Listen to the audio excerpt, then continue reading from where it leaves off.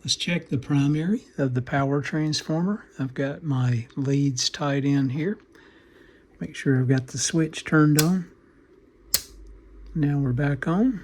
Flip this on. See what our DC resistance is, and just for giggles we'll look at inductance as well. And if you guys can see that with the glare, it's just showing as a capacitor. So do we have an open primary? Hopefully not. Let me grab a jumper. Let's jump across the switch.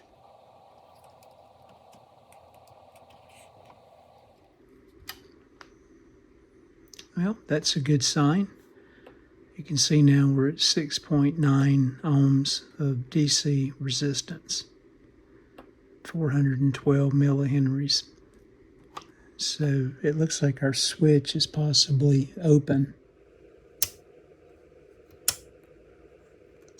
Yep, definitely an open switch. Let me leave this jumped and let's look at the top side of the chassis just for a moment. I've got my audio signal generator hooked up to the primary side of the power transformer.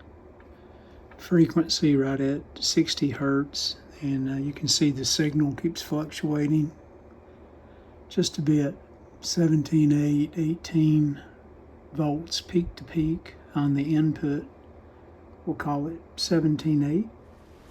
And again, my connection points back to the transformer with the oscilloscope hooked up. Let me remove that lead.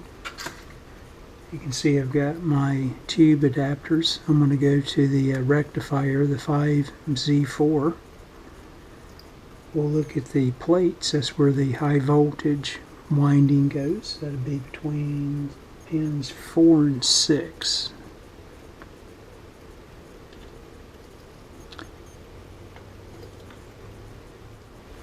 And you can see I'm reading about 102 volts peak to peak. So let's do the math here. 102. We'll divide that by the 17.8. It gives us a turns ratio for the high voltage winding about 5.73 to 1. We'll multiply that by a modern day voltage of 120, and plate to plate that would give us about 687 volts. If you reference the schematic itself, we'll divide that by 2, and across each plate 343, and I think the schematic itself references 332, so close enough. So a very basic test of the transformer, not indicating any shorts or other problems. And again, this is unloaded, but it appears to be good on the high voltage winding. Let me switch over to the 6K7. Well, first we'll look at the heaters on the rectifier tube, pins 2 and 8.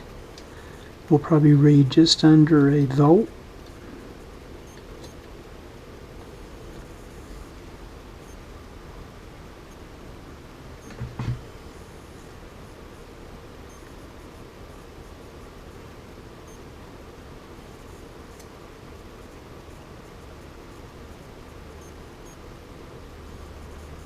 And there we have it, about 0.8 volts. Let me switch over to the 6K7 and look at the 6.3 volt winding. We would be north of 1 volt.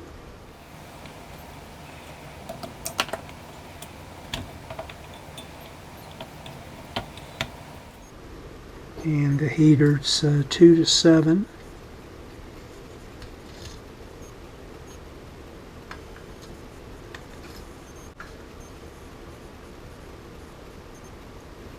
And just north of 1 volt. So based on that, I think we're going to be okay.